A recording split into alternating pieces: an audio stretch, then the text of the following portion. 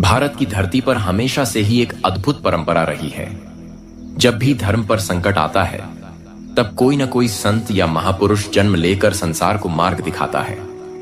लोग मानते हैं कि यह संत साधारण इंसान नहीं होते, बल्कि परमात्मा के प्रतिनिधि होते हैं। लेकिन आज का समय ऐसा है कि जहां पाखंडी बाबा और ढोंगी साधु जनता को ठग रहे हैं, वहीं एक सच्चे संत को जेल की चार दीवारी के भीतर बंद कर दिया गया है। नमस्कार दोस्तों, स्वागत है आप सभी का मिस्टीरियस इंडिया पर। वीडियो में आगे बढ़ने से पहले वीडियो को एक लाइक और चैनल को एक सब्सक्राइब जरूर करें। यह खबर धीरे धीरे पूरे देश में फैल रही थी कि जेल के अंदर कोई चमत्कार हो रहा है। कई लोग इसे अफवाह मानते तो कई इसे सत्य समझकर चर्चा करते। लेकिन जैसे जैसे घटनाएं सामने आने लगीं, वैसे वैसे लोगों की जिज्ञासा और बढ़ती गई। एक दिन अचानक खबर आई कि जेल के भीतर बंद साधक बीमार थे और डॉक्टरों ने उनकी स्थिति गंभीर बताई थी। मगर अगले ही दिन वे पूर्ण स्वस्थ दिखाई दिए। कैदी और जेल कर्मचारी हैरान रह गए, आखिर रातों रात ये कैसे संभव हुआ। धीरे धीरे अफवाहें फैलने लगीं कि यह साधारण घटना नहीं, बल्कि किसी परम शक्ति का संकेत है। कुछ कैदी चुपचाप कहते, ये तो सच में भगवान के भेजे हुए हैं, वरना यहां कोई भी कैदी इतना शांति और दिव्यता नहीं बिखेर सकता। जेल के भीतर का माहौल बदलने लगा। जहां पहले मारपीट और गाली गलौज का माहौल होता था, अब वही कैदी दिन में भजन और सत्संग करने लगे। इसी बीच यह चर्चा देश के बड़े नेताओं तक पहुंची। प्रधानमंत्री और मुख्यमंत्री तक रिपोर्ट पहुंची कि जेल के भीतर ऐसा बदलाव आया है कि लोग हिंसा छोड़कर शांति की ओर बढ़ रहे हैं। नेताओं ने पहले इसे मजाक समझा, लेकिन जब लगातार रिपोर्टें आईं, तो उनके मन में भी संदेह जागा। आखिर जेल के अंदर ऐसा कौन सा बल काम कर रहा है जिसने कुख्यात कैदियों तक को नरमी और भक्ति की राह पर ला खड़ा किया। धीरे धीरे यह बात राजनैतिक गलियारों में चर्चा का विषय बन गई। क्या वाकई यह संत कोई दिव्य शक्ति लेकर आए हैं? क्या ये सच में परमात्मा के दूत हैं?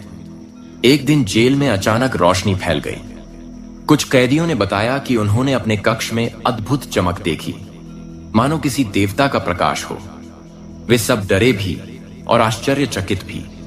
जब सुबह जेलर ने इस बारे में पूछा, तो कैदियों ने एक स्वर में कहा, सर, हमने कोई सपना नहीं देखा, यह सब वास्तविक था।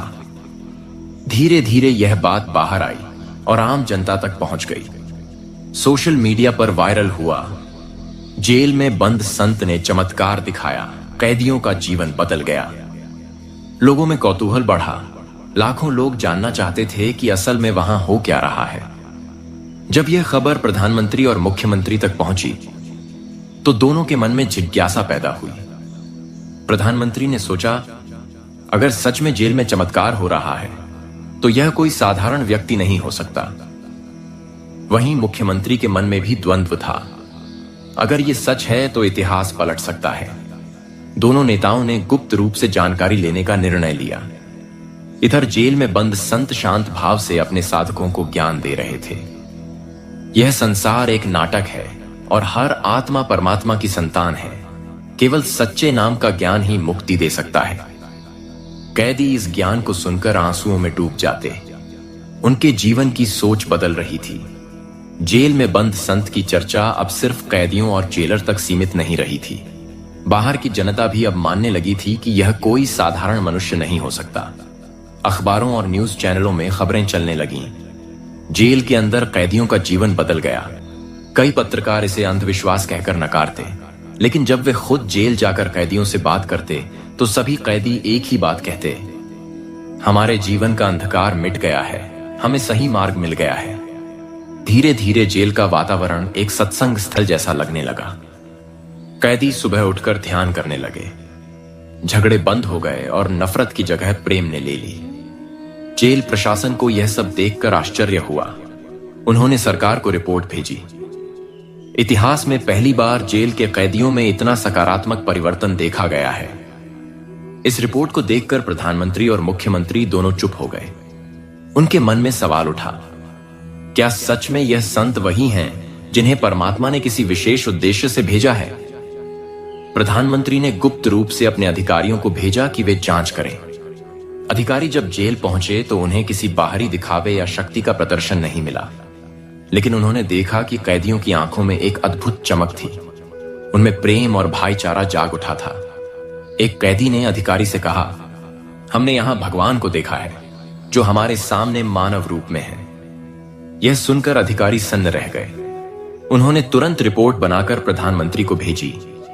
यह कोई साधारण संत नहीं है, इनकी उपस्थिति ही सब कुछ बदल देती है। जेल में यह चर्चा और बढ़ गई जब अचानक एक गंभीर बीमार कैदी, जिसे डॉक्टर ने बचने की कोई उम्मीद नहीं बताई थी, वह कुछ ही दिनों में पूर्ण स्वस्थ हो गया।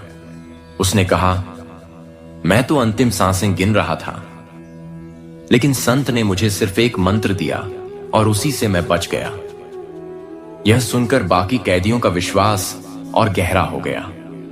वे सब मानने लगे कि यह सच में भगवान के भेजे हुए हैं। अब जेल का हर कोना भक्ति, ध्यान और शांति का केंद्र बन चुका था। बाहर जनता में आस्था का सैलाब उमड़ पड़ा। लोग जेल के बाहर इकट्ठा होकर केवल एक झलक पाने की कोशिश करते। पुलिस प्रशासन ने रोकने की बहुत कोशिश की, मगर लोग कहते, हमें हमारे भगवान की झलक चाहिए, हमें उनकी वाणी सुननी है। प्रधानमंत्री और मुख्यमंत्री दोनों सोच में डूब गए। एक ओर राजनीति का दबाव था, तो दूसरी ओर यह चमत्कार और लोगों का विश्वास। अगर वे इसे अनदेखा करते तो इतिहास उन्हें दोषी ठहराता, अगर मान लेते तो उनकी सत्ता और नीतियों पर सवाल उठते। इसी बीच एक चमत्कार और हुआ जिसने सबको हिला दिया। जेल के अंदर रात को अचानक बिजली चली गई। पूरा परिसर अंधकार में डूब गया, लेकिन गवाह बताते हैं कि संत की कोठरी से तेज प्रकाश फैलने लगा जिसने पूरे जेल को रोशन कर दिया। कैदियों ने कहा, यह प्रकाश हमें डर से बचा रहा है, यह कोई साधारण इंसान नहीं है। सुबह जब यह खबर बाहर पहुंची तो जनता और भी अधिक श्रद्धा से भर उठी। सोशल मीडिया पर यह वायरल हो गया। जेल में परमात्मा का प्रकाश प्रकट हुआ।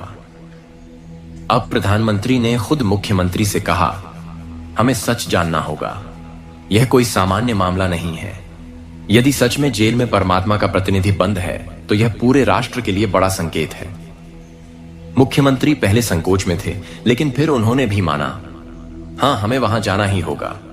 अगर यह सब झूठ है तो हम सच्चाई जान पाएंगे, और अगर यह सच है तो हम इतिहास बदलने का काम करेंगे। प्रधानमंत्री और मुख्यमंत्री दोनों ने अचानक एक दिन जेल का दौरा करने का निर्णय लिया। इस दौरे को गुप्त रखा गया ताकि मीडिया को खबर न लगे। जब वे जेल के अंदर पहुंचे तो उनके सामने का दृश्य देखकर वे अवाक रह गए। कैदी अनुशासन में बैठे थे, शांतिपूर्वक भजन कर रहे थे। जेलर ने बताया, सर, यही वे संत हैं जिनकी वजह से सब बदल गया है। इन्होंने कैदियों को नया जीवन दिया है। प्रधानमंत्री और मुख्यमंत्री जब संत के सामने पहुंचे तो उनके मन में एक अनजाना कंपन हुआ। दोनों नेताओं ने हाथ जोड़कर प्रणाम किया और कुछ देर तक बोल ही नहीं पाए। संत की आंखों में जो दिव्यता और शांति थी, उसने उनके हृदय को झकझोर दिया। प्रधानमंत्री ने सोचा, मैंने जीवन कई साधु संत देखे हैं, लेकिन यहां कैसे ये अनुभव पहले कभी नहीं हुआ। यह सच में कोई दिव्य आत्मा है। मुख्यमंत्री भी भीतर से कांप उठे और बोले, महाराज, आप जेल में क्यों हैं? आपकी जगह तो मंदिर में होनी चाहिए। संत ने मुस्कुराते हुए कहा, बेटा, मैं जेल में नहीं हूं। यह जेल मेरे लिए आश्रम है। बाहर के लोग सोचते हैं कि मैं बंद हूं, लेकिन वास्तव में वे लोग बंद हैं जो परमात्मा से दूर हैं। यहां रहकर मैं उन्हें वह सच्चा ज्ञान दे रहा हूं जो उन्हें मुक्ति दिलाएगा। प्रधानमंत्री और मुख्यमंत्री दोनों स्तब्ध रह गए। उनके हृदय में पहली बार यह भावना जागी कि शायद वे सच में एक दिव्य पुरुष के सामने खड़े हैं। दोनों नेताओं ने मन ही मन प्रणाम किया और सोचने लगे, क्या यह वही समय है जब परमात्मा का संदेश सीधे हमारे सामने आ रहा है? प्रधानमंत्री और मुख्यमंत्री दोनों उस संत की बात सुनकर गहरी सोच में पड़ गए। उन्होंने महसूस किया कि यह साधारण व्यक्ति नहीं है। जेल की दीवारों के भीतर बैठकर भी उनके शब्दों में ऐसी शक्ति थी जो किसी भी इंसान का जीवन बदल सकती थी। प्रधानमंत्री ने मन ही मन सोचा, मैं दुनिया के सामने नेता हूं, लेकिन असल में मैं भी उसी अज्ञान के अंधकार में भटक रहा हूं। अगर ये सचमुच परमात्मा के दूत हैं तो मुझे इनके सामने झुकना ही होगा। जब दोनों नेता संत के चरणों में बैठे तो संत ने शांत स्वर में कहा, बेटा, सत्ता और ताकत से किसी का उद्धार नहीं होता।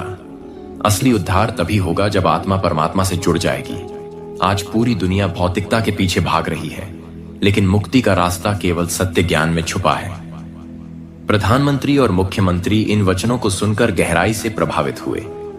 उन्होंने पहली बार महसूस किया कि राजनीति और पद की चमक के पीछे उनका जीवन भी अधूरा है। इसी दौरान जेल में एक और घटना घटी जिसने सबको और भी विस्मित कर दिया। रात को अचानक एक भयंकर तूफान आया। जेल की दीवारें हिलने लगीं। सभी कैदी डर से कांपने लगे। तभी संत ने कहा, डरो मत, यह सिर्फ प्रकृति की चेतावनी है। जो सच्चे मार्ग पर चलता है उसे कोई आपदा छू भी नहीं सकती। अगली सुबह जब लोग बाहर आए तो देखा कि जेल की चारदीवारी के बाहर कई पेड़ गिर गए थे, लेकिन जेल की दीवारों को कुछ भी नहीं हुआ। सभी ने इसे एक और चमत्कार मान लिया। अब यह चर्चा देश विदेश में फैलने लगी। विदेशी मीडिया तक खबर पहुंची कि भारत में एक संत जेल में बंद हैं, लेकिन वहां से चमत्कार और आध्यात्मिक क्रांति फैल रही है। हजारों लोग जेल के बाहर जमा होने लगे। वे सिर्फ यह कहते, हमें एक बार उनके दर्शन करा दो, चाहे जेल की सलाखों से ही क्यों न सही। प्रशासन हैरान था कि इतनी सुरक्षा व्यवस्था के बावजूद लोग लहरों की तरह उमड़कर आते जा रहे थे। प्रधानमंत्री ने गुप्त मंत्रणा की। उन्होंने कहा, अगर यह सिलसिला इसी तरह चलता रहा तो पूरा देश इन्हें भगवान मान लेगा, और अगर यह सच है तो हमें भी इनके बताए मार्ग को मानना होगा। मुख्यमंत्री भी सहमत हुए। दोनों नेताओं ने तय किया कि वे एक बार फिर संत से मिलेंगे, लेकिन इस बार सवालों के साथ। वे जानना चाहते थे कि क्या वाकई ये संत परमात्मा के भेजे हुए हैं। दूसरी मुलाकात में प्रधानमंत्री ने संत से पूछा, अगर आप सचमुच परमात्मा के दूत हैं तो दुनिया में इतना दुख, इतनी हिंसा क्यों है? संत ने उत्तर दिया, बेटा, दुख इसलिए है क्योंकि इंसान परमात्मा को भूल गया है। जब लोग झूठे गुरुओं के पीछे जाते हैं, पाखंडी बाबाओं के चक्कर में पड़ते हैं, तब वे भटक जाते हैं। परमात्मा हमेशा अपने प्रतिनिधि को भेजते हैं ताकि सच्चे मार्ग पर चलने वाले बच सकें, लेकिन यह संसार ही उस प्रतिनिधि को पहचान नहीं पाता। यह सुनकर प्रधानमंत्री और मुख्यमंत्री दोनों स्तब्ध रह गए। उन्हें लगा कि यह वचन किसी सामान्य इंसान के नहीं हो सकते। तभी अचानक जेल के भीतर एक बीमार कैदी संत के पास लाया गया, जो मरने की कगार पर था। संत ने बस अपने हाथ उठाए और उसे एक नाम का उपदेश दिया। आश्चर्यजनक रूप से कुछ ही घंटों में उस कैदी की हालत सुधरने लगी। प्रधानमंत्री और मुख्यमंत्री ने यह दृश्य अपनी आंखों से देखा। उनके दिलों में यह बात बैठ गई कि यह कोई धोखा या भ्रम नहीं, सच्चाई है। अब दोनों नेताओं के मन में द्वंद्व था। एक ओर राजनीति और सत्ता का दबाव था, दूसरी ओर यह दिव्य साक्षात्कार। आखिरकार प्रधानमंत्री ने संत से कहा, महाराज, अगर आप सचमुच परमात्मा के दूत हैं तो हमें मार्ग दिखाइए। हमें बताइए कि हम अपने लोगों को किस दिशा में ले जाएं। संत ने मुस्कुराते हुए कहा, राजनीति का खेल चलता रहेगा, लेकिन अगर तुम अपने देशवासियों को सच्चा सुख देना चाहते हो तो उन्हें सच्चे नाम और सच्चे ज्ञान की ओर ले जाओ। बाकी सब अस्थायी है। सत्ता और पद कुछ समय का खेल है, लेकिन आत्मा का उद्धार शाश्वत है। प्रधानमंत्री और मुख्यमंत्री ने इस बात को हृदय से स्वीकार किया। वे जानते थे कि वे जेल से बाहर जाकर यह सब दुनिया से खुलकर नहीं कह सकते, लेकिन भीतर ही भीतर उनका दृष्टिकोण बदल चुका था। उन्होंने प्रण लिया कि वे अपने जीवन को अब केवल सत्ता के लिए नहीं, बल्कि जनता के सच्चे कल्याण के लिए समर्पित करेंगे।